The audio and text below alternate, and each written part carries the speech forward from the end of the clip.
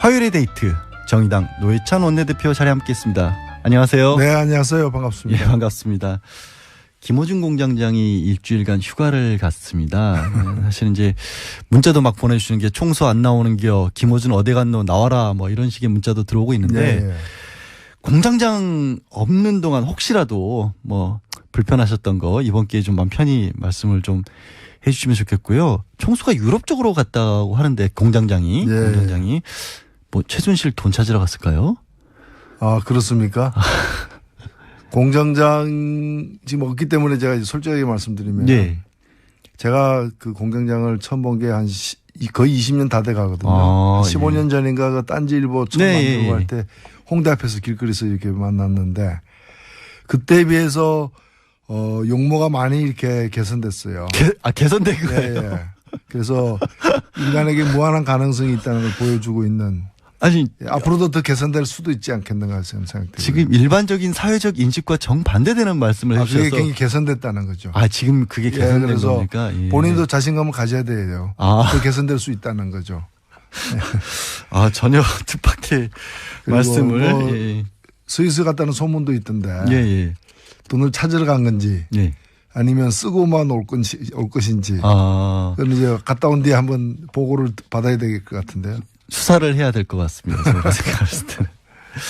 이제 웃으면서 시작을 했지만 사실 오늘이 이제 제62회 현충일이지 않습니까? 그렇습니다. 예, 오늘 대표님도 현충원 기념식 저도 이 방송 마치고 또 현충원에 가서 또 추모의 참배를 또 해야 되겠죠.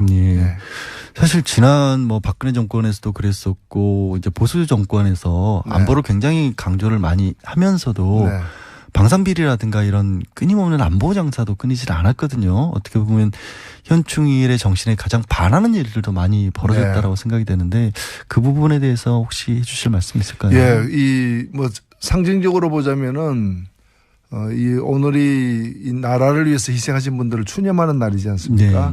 그리고 이걸 평시에 이걸 다루고 있는 부처가 보훈처거든요. 근데 이제까지 보훈처 그 수많은 이제 그 보훈 가족들이 요구에도 불구하고 보훈처장이 차관급이었어요.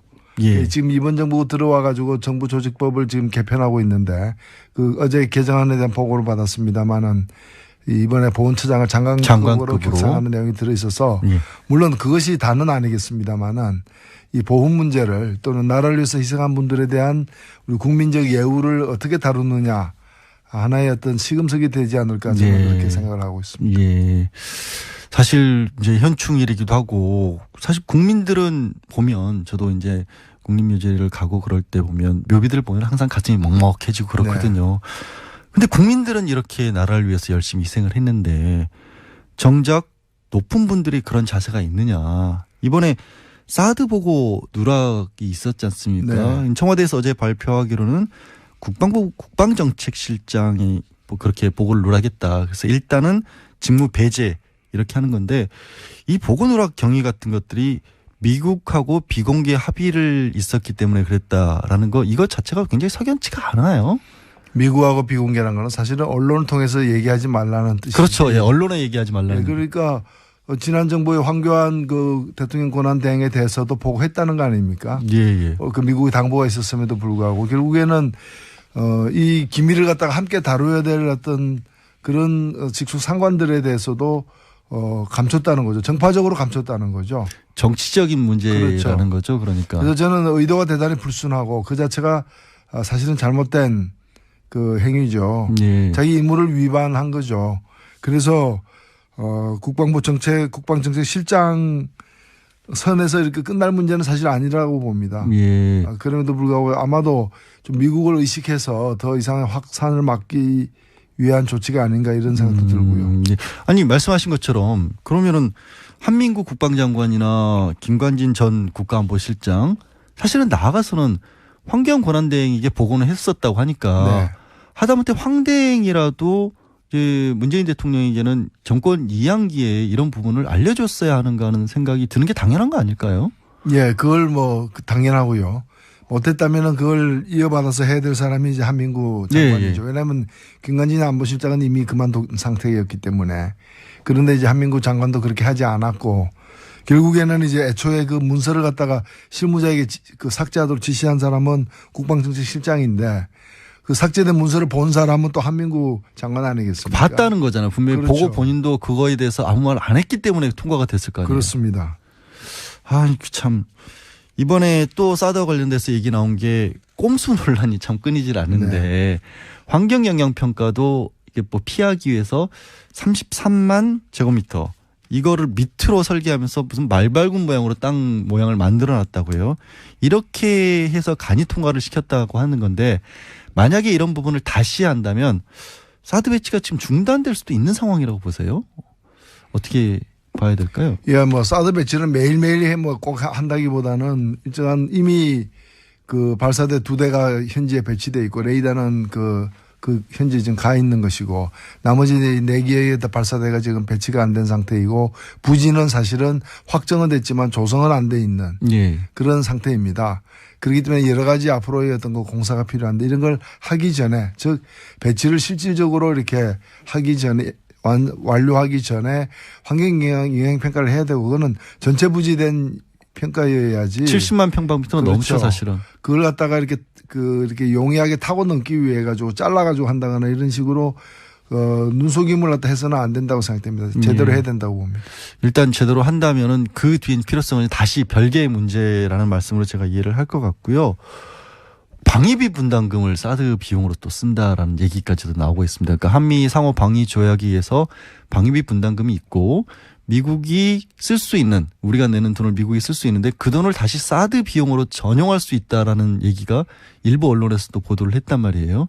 이렇게 되면은 결국에는 우리가 사드 비용을 사실상 부담하는 게 아니냐라는 그런 생각까지 할 수밖에 없는 상황이 됐는데 이게 지금 적절한 상황이라고 보세요? 아니면 이게 계속해서 미국이 이걸 핑계로 해서 뭐 비용을 올릴 그런 뭐 이 문제 아니더라도 방위비 분담금을 갖다가 올리려고 하는 그런 트럼프 정부의 여러 가지 시도가 이렇게 확인이 된 바가 있습니다. 예. 근데 우리가 지금 다른 나라들에 비해서 예를 들면 미군이 주둔하고 있는 독일이나 일본에 비해서 방위비 분담금을 적게 내는 게 아니에요. 그렇죠, 사실은. 특히 GDP 대비해가지고 제일 많이 내고 있고요. 아니 땅값만 해도 얼마인데요? 예, 그리고 사실 우리는 지금 토지가 공유되고 있는 데 대해서는 그 비용을 안 받고 있습니다. 안 받고 있죠. 다른 나라들은 그 비용을 내기도 하거든요. 예. 뭐 그런 점에서 공짜로 땅 쓰게 하는 것까지도 다 비용으로 환산을 해서 사실은 해버리면은 지금도 많이 부담을 하고 있고 거의 한 20년 사이 지금 15년 사이에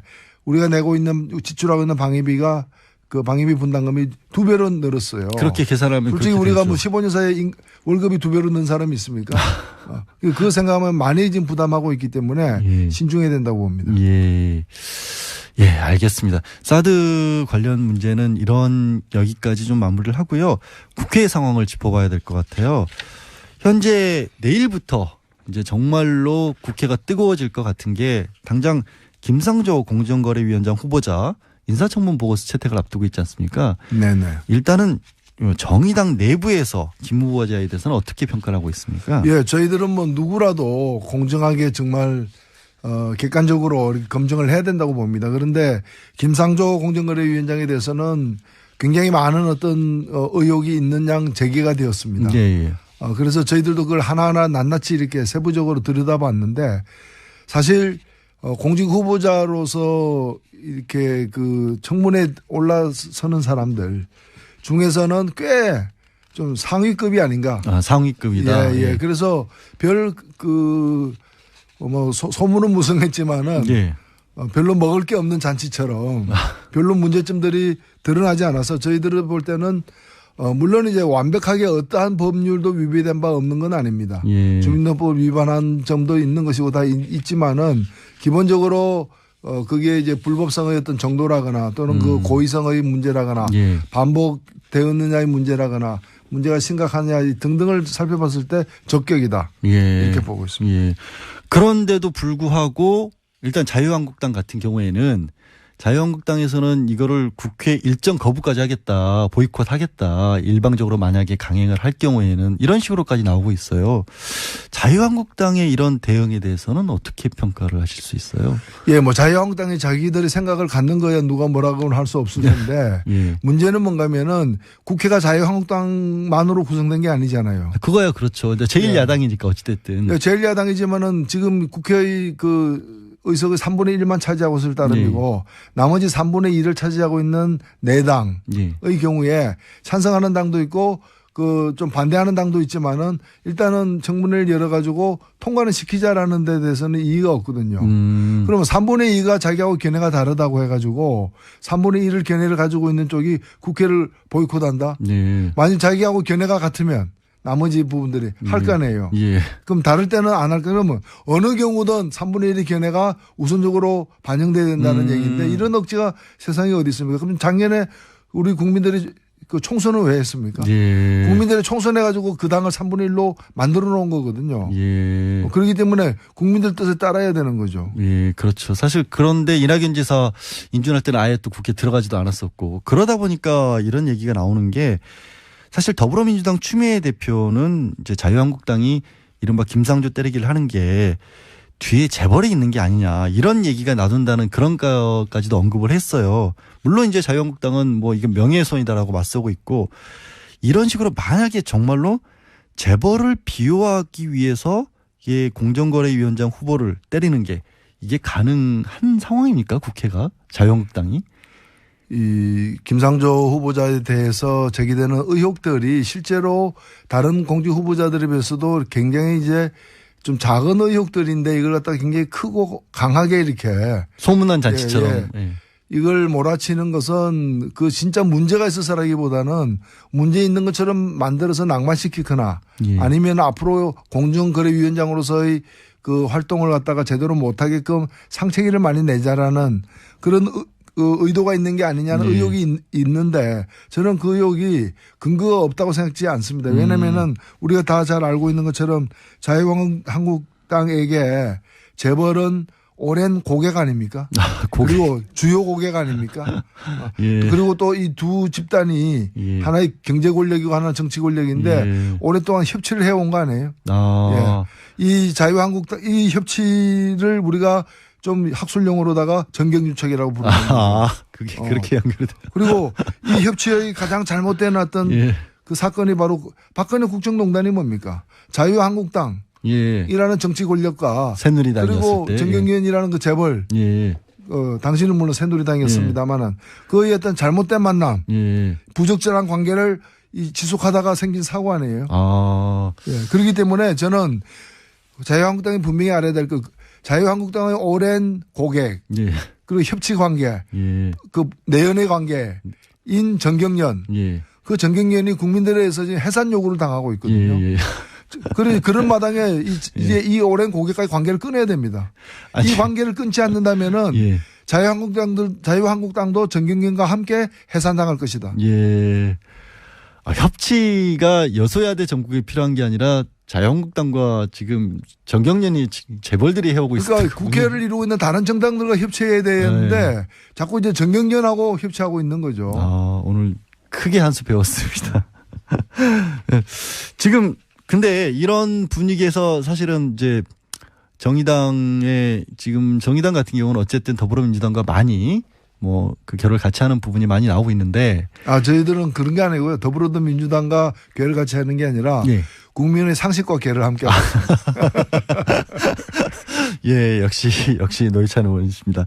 근데 이제 제가 여쭤보려겠던 게 왜 이런 말씀을 꺼냈냐면 그런데 자유당 어쨌든 정의당과 민주당이 있는데 캐스팅 보트를 결국 쥐게 된 게 양쪽에 이제 바른정당과 자유한국당이 있다 보니까 국민의당이란 말이에요. 근데 국민의당이 바깥에 공식적으로 내놓는 의견과 또 내부에 예를 들면 박지원 전 대표라든가 이런 분들의 목소리가 달라요. 이거는 어떻게 가야 될까요? 국민의당은.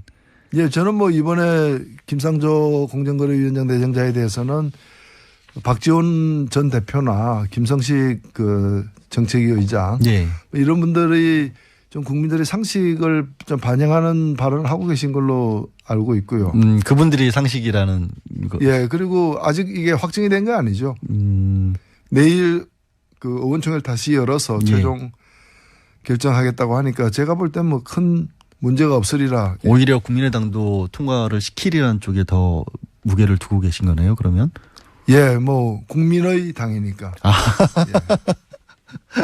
아, 그렇죠. 국민의당이라는 이름이 참 그러고 잘 지은 이름이에요. 국민의 뜻을 제대로 받들기 무거운 이름이죠. 무거운 이름이죠. 예, 그렇습니다. 무거운 이름이죠. 예. 굉장히. 알겠습니다. 만약에요. 지금 사실은 공정거래위원장 같은 경우에는 국회에서 인준 안 해도 청와대가 마음을 먹으면 임명할 수 있는 자리 아니겠습니까? 문재인 대통령 어떤 선택을 할까요? 만약에 반대를 하더라도 혹시 이런 기조에서도 강행을 하실까요? 아니면은 뭐 조금 마음을 달리 먹거나 그렇게 나가실까요? 가야죠. 가야 된다. 예. 철로 위에 뭐가 있다고 해서 기차가 멈추지는 않습니다. 아니 그거 굉장히 무서운 얘기처럼도 들리는데요. 아니 이 저는. 경우에는 그냥 가야 되는 거고요. 예. 지금 제가 볼 땐 자유한국당도 과거에 자기들도 그랬지만 이번 경우에 그 임명을 할 거라는 걸 알고 있어요. 다만 특히나 이제 공정거래위원장이고 재벌을 단속하는 부분이니까 여기 좀 여러 가지 이제 좀 오물을 투척하고 싶은 그런 생각에서 지르고 있는 거죠. 예. 아, 제가 인터뷰를 사실 처음 해봐서 막상 들을 때보다도 직접 들으니까 더 참, 예, 세네요. 아니요, 저는 뭐, 구사하는 단어가 몇 개 안 되다 보니까 생활적 용어가 많습니다. 알겠습니다. 내일요, 이제 그 사실 다른 분들도 청문회가 계속 이루어지지 않습니까? 뭐 김희수 헌법재판소장 후보자, 김동연 경제부총리, 또 강경화 외교부 장관 후보자 이런 분들 인사청문회가 내일부터 줄줄이 열리는데 특히 강경화 후보자 같은 경우에 많이들 지적들을 하는 것 같아요. 일부 언론이라든가 아니면 특히 뭐 자유한국당에서도 그렇고 바른정당이나 국민의당도 마찬가지고 강경화 후보자에 대한 전망은 어떻게 혹시 보고 계세요? 제가 볼 때는요. 그 앞으로 이제 장관들이 지금 겨우 뭐 실제 국무위원은 몇 사람 그 내정 안 되지 않았습니까? 예. 이제 뭐 정치인들 몇 분이 계시고요. 제가 볼 때는 수가 적어서 그렇지 수가 앞으로 더 이게 그 청문회 대상인 분들이 더 많이 발표가 되면은 좀 다양한 어떤 문제 제기들이 이루어질 거예요. 지금은 어찌 보면은 좀 제법 긴 시간 동안 거의 2주에 가깝게 강경화 후보자고 몇 사람만 이렇게 딱 외롭게 있다 보니까 표적이 집중돼 가지고 작은 문제도 침소봉대돼서 이렇게 되어가고 있는 것 같은데요. 저는 일단은 강경화 후보자 같은 경우에는 또 새로운 다른 어떤 문제 제기가 나올 수도 있기 때문에 청문회를 더 지켜봐야 된다고 생각되고요. 다만 이제까지 제기된 문제 중에서는 그 뭐 콘도를 갖다가 이렇게 공동명의로 자녀와 공동명의로 증여세 안 해서 냈다. 증여세 포탈 의혹이 있는 부분에 대해서는 그 몇 달 후에 다시 이렇게 팔았죠. 팔았고 그 팔았을 때 그 판 돈을 갖다가 공동명의자인 그 미성년 자녀에게 준 게 아니라 그냥 이제 그 아버지가 가져간 거기 때문에 애초에 돈을 낸 것도 아버지였고 판 뒤에도 다 아버지가 회수했고 그러니까 그렇죠. 이제 증여가 아닌 거 증여 행위가 없었던 거고 뭐 자유한국당의 문제 제기를 따르더라도 뭐 이 증여세 포탈 미수범 이 포탈을 하려다가 의사가 없었지만 하려다가 아니, 미수에 그친 미수가 아니죠. 이제 의사가 없었죠. 미수도 의사가 없으니까 미수는 아닌데 하도 의사가 있었다고 주장을 하니까 하여튼 증여는 실현되지 않았던 것이기 때문에 원인 무효가 된 셈이라고 보고요. 문제 제기의 원인이 무효됐다고 보고 그다음에 그 학교 가기 위해서 이제 이화 여고 가기 위해서 소위 위장 전입했다는 부분에 대해서는 좀 납득 안 가는 부분이 있어요. 저는 왜냐하면은 당시 이화여고는 그 학교 가기 위해서는 그 동네 살아야 되는 학교가 아니었거든요. 공동학군이어가지고 다른 지역에 살더라도 그 학교 갈 수 있는 그 공동학군이기 때문에 이화여고 가기 위해서 위장 전입한다는 말 자체가 성립이 안 되는 말이에요. 아, 굳이 그럴 필요가 없었다. 그럴 필요가 없었죠. 근데 주소는 또 이화여고 그 근처로 옮긴 건 사실이거든요. 관사라던 것. 근데 제가 그것도 이해 안 가는 게 그 옮긴 학생은 처음에는 학생만 이제 한 달 뒤에는 있다가 나중에는 아버지 형제까지 이제 그 온 거 아닙니까?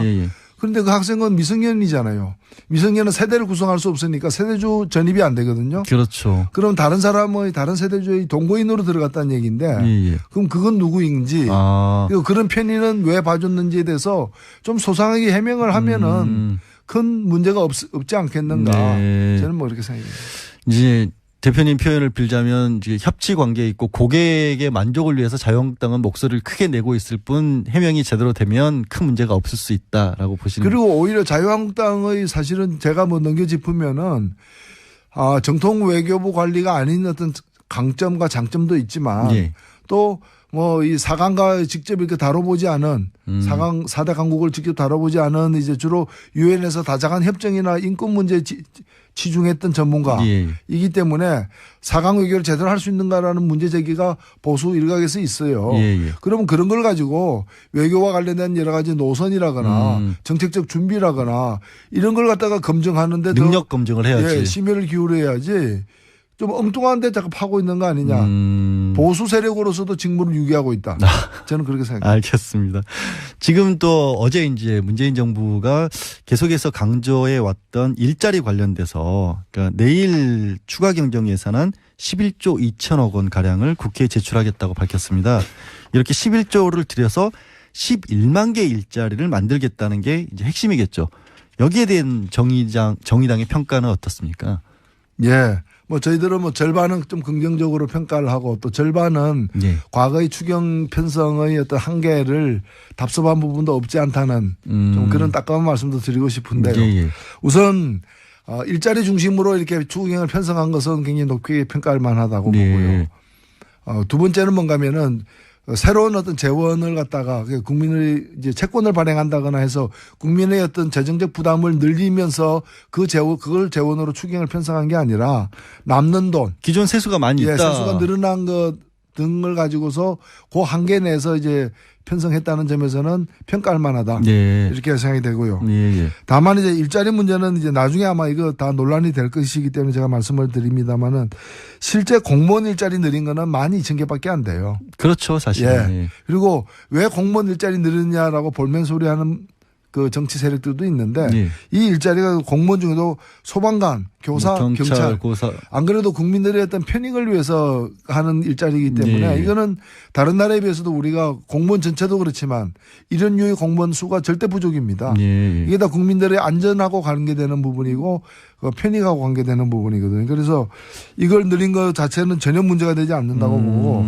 다만 이제 이런 해마다 예산에 들어가는 고정 일자리는 12,000개밖에 안 돼요. 예. 그런데 그 12,000개밖에 안 된다고 하셨지만 그래도 자유한국당에서는 또 이거 12,000개 늘려놓으면 계속해서 돈 들어가야 되는 거 아니냐, 세금 들어가야 되는 거 아니냐. 이거 12,000개 늘려놓고 계속해서 돈을 넣어야 됩니다. 돈을 넣어야 된다. 그런데 우리가 지금 인구 10만 명당 공무원 비율이라거나 이런 거 보면은 현저히 떨어지거든요. 경찰도 현저히 떨어지고 그러니까 여러 가지 사건 사고도 많은 거 아니겠습니까? 그래서 국민의 안전 비용이기 때문에 세금 걷어가지고 미르재단 만들고 이런 거 할 게 아니라 바로 이런 데 써야 되는 것이죠.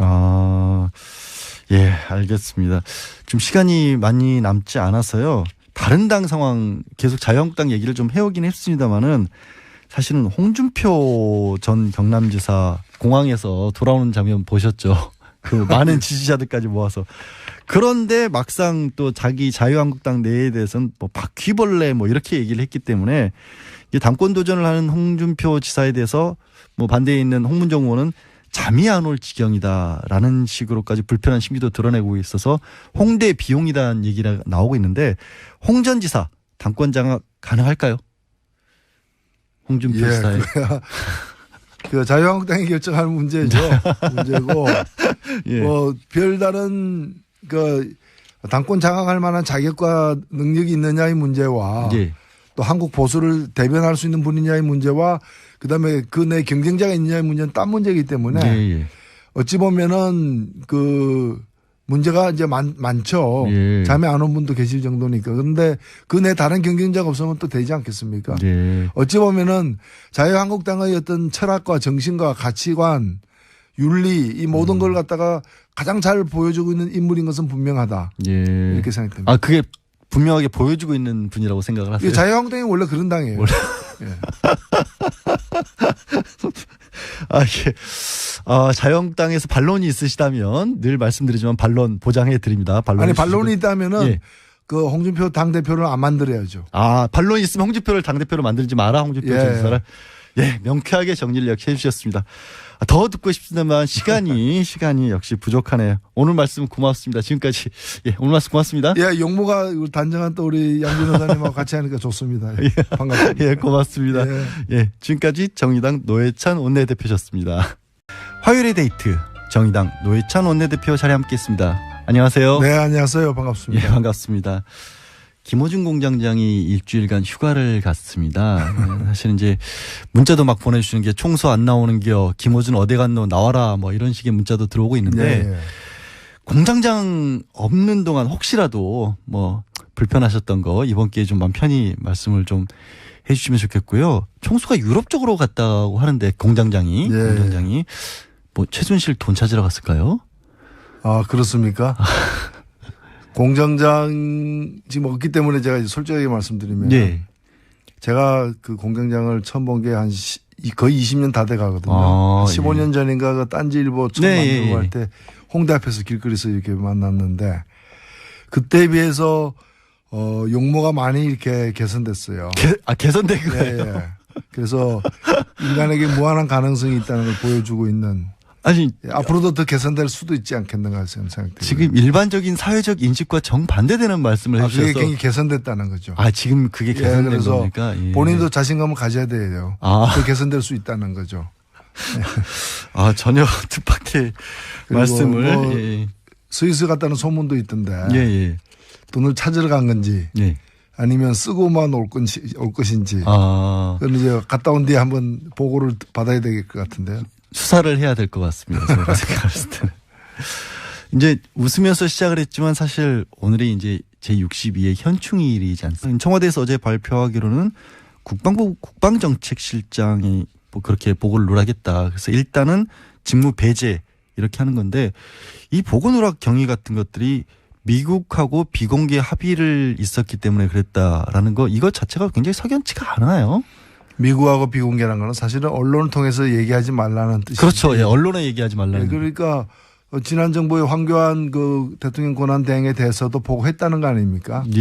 그 미국의 당부가 있었음에도 불구하고 결국에는 이 기밀을 갖다가 함께 다뤄야 될 어떤 그런 직속 상관들에 대해서도 감췄다는 거죠. 정파적으로 감췄다는 거죠. 정치적인 문제라는 거죠. 그러니까. 그래서 저는 의도가 대단히 불순하고 그 자체가 사실은 잘못된 그 행위죠. 자기 임무를 위반한 거죠. 그래서 국방부 국방정책실장 선에서 이렇게 끝날 문제는 사실 아니라고 봅니다. 그럼에도 불구하고 아마도 좀 미국을 의식해서 더 이상의 확산을 막기 위한 조치가 아닌가 이런 생각도 들고요.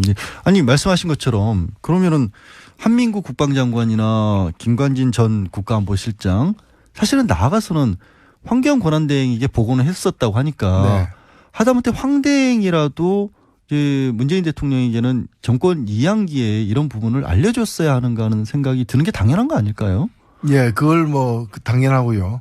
못했다면은 그걸 이어받아서 해야 될 사람이 이제 한민구 장관이죠. 왜냐하면 김관진 안보실장은 이미 그만둔 상태였기 때문에. 그런데 이제 한민구 장관도 그렇게 하지 않았고 결국에는 이제 애초에 그 문서를 갖다가 실무자에게 그 삭제하도록 지시한 사람은 국방정책실장인데 그 삭제된 문서를 본 사람은 또 한민구 장관 아니겠습니까? 봤다는 거잖아요. 분명히 보고 본인도 그거에 대해서 아무 말 안 했기 때문에 통과가 됐을 거 아니에요. 그렇습니다. 참 이번에 또 사드와 관련돼서 얘기 나온 게 꼼수 논란이 참 끊이질 않는데 환경영향평가도 이게 뭐 피하기 위해서 33만 제곱미터 이거를 밑으로 설계하면서 무슨 말발굽 모양으로 땅 모양을 만들어 놨다고요. 이렇게 해서 간이 통과를 시켰다고 하는 건데 만약에 이런 부분을 다시 한다면 사드 배치가 지금 중단될 수도 있는 상황이라고 보세요. 어떻게 봐야 될까요? 뭐 사드 배치는 매일매일 꼭 한다기보다는 일정한 이미 그 발사대 2대가 현지에 배치돼 있고 레이더는 그 그 현재 지금 가 있는 것이고 나머지 4개에 발사대가 지금 배치가 안 된 상태이고 부지는 사실은 확정은 됐지만 조성은 안 돼 있는 예. 그런 상태입니다. 그렇기 때문에 여러 가지 앞으로의 어떤 그 공사가 필요한데 이런 걸 하기 전에 즉 배치를 실질적으로 이렇게 하기 전에 완료하기 전에 환경영향 평가를 해야 되고 그거는 전체 부지된 평가여야지. 70만 평방미터가 그렇죠. 넘죠 사실은. 그걸 갖다가 이렇게 용이하게 타고 넘기 위해 가지고 잘라가지고 한다거나 이런 식으로 눈속임을 갖다 해서는 안 된다고 생각됩니다. 제대로 해야 된다고 봅니다. 일단 제대로 한다면은 그 뒤엔 필요성은 다시 별개의 문제라는 말씀으로 제가 이해를 할 것 같고요. 방입 그렇습니다. 예, 오늘 대표님도 현충원 기념식 네, 저도 이 참가하시죠? 방송 마치고 예. 또 현충원에 가서 또 추모의 참배를 또 해야 되겠죠. 예. 네. 사실 지난 뭐 박근혜 정권에서도 그랬었고 이제 보수 정권에서 네. 안보를 굉장히 강조를 많이 하면서도 네. 방산비리라든가 이런 끊임없는 안보 장사도 끊이질 않았거든요. 어떻게 보면 현충일의 정신에 가장 반하는 일들도 많이 벌어졌다라고 생각이 되는데 그 부분에 대해서 혹시 해주실 말씀 있을까요? 예, 이 뭐 상징적으로 보자면은 이 오늘이 이 나라를 위해서 희생하신 분들을 추념하는 날이지 않습니까? 네, 예. 그리고 이걸 평시에 이걸 다루고 있는 부처가 보훈처거든요. 네. 근데 이제까지 보훈처 그 수많은 이제 그 보훈 가족들이 요구에도 불구하고 보훈처장이 차관급이었어요. 예. 지금 이번 정부 들어와 가지고 정부 조직법을 지금 개편하고 있는데 그 어제 개정안에 대한 보고를 받았습니다만은 이번에 보훈처장을 장관급으로 격상하는 내용이 들어 있어서 예. 물론 그것이 다는 아니겠습니다만은 이 보훈 문제를 또는 나라를 위해서 희생한 분들에 대한 우리 국민적 예우를 어떻게 다루느냐 하나의 어떤 시금석이 되지 않을까 저는 예. 그렇게 생각을 하고 있습니다. 예. 사실 이제 현충일이기도 하고 사실 국민들은 보면 저도 이제 국립묘지를 가고 그럴 때 보면 묘비들 보면 항상 가슴이 먹먹해지고 그렇거든요. 근데 국민들은 이렇게 나라를 위해서 열심히 희생을 했는데 정작 높은 분들이 그런 자세가 있느냐. 이번에 사드 보고 누락이 있었지 않습니까? 네. 한미 분담금을 사드 비용으로 또 쓴다라는 얘기까지도 나오고 있습니다. 그러니까 한미 상호 방위 조약에서 방위비 분담금이 있고 미국이 쓸 수 있는 우리가 내는 돈을 미국이 쓸 수 있는데 그 돈을 다시 사드 비용으로 전용할 수 있다라는 얘기가 일부 언론에서도 보도를 했단 말이에요. 이렇게 되면은 결국에는 우리가 사드 비용을 사실상 부담하는 게 아니냐라는 그런 생각까지 할 수밖에 없는 상황이 됐는데 이게 지금 적절한 상황이라고 보세요? 아니면 이게 계속해서 미국이 이걸 핑계로 해서 뭐 비용을 올릴 그런 뭐 이 문제 아니더라도 방위비 분담금을 갖다가 올리려고 하는 그런 트럼프 정부의 여러 가지 시도가 이렇게 확인이 된 바가 있습니다. 예. 근데 우리가 지금 다른 나라들에 비해서 예를 들면 미군이 주둔하고 있는 독일이나 일본에 비해서 방위비 분담금을 적게 내는 게 아니에요. 그렇죠, 사실은. 특히 GDP 대비해 가지고 제일 많이 내고 있고요. 아니 땅값만 해도 얼마인데요? 예, 그리고 사실 우리는 지금 토지가 공유되고 있는 데 대해서는 그 비용을 안 받고 있습니다. 안 받고 있죠. 다른 나라들은 그 비용을 내기도 하거든요. 예. 뭐 그런 점에서 공짜로 땅 쓰게 하는 것까지도 다 비용으로 환산을 해서 사실은 해버리면은 그 지금도 많이 부담을 하고 있고 거의 한 20년 사이 지금 15년 사이에 우리가 내고 있는 지출하고 있는 방위비가 그 방위비 분담금이 2배로 늘었어요. 그렇게 계산하면 솔직히 그렇게 우리가 되죠. 뭐 15년 사이에 월급이 2배로 는 사람이 있습니까? 그 생각하면 많이 지금 부담하고 있기 때문에 예. 신중해야 된다고 봅니다. 예. 예, 알겠습니다. 사드 관련 문제는 이런 여기까지 좀 마무리를 하고요.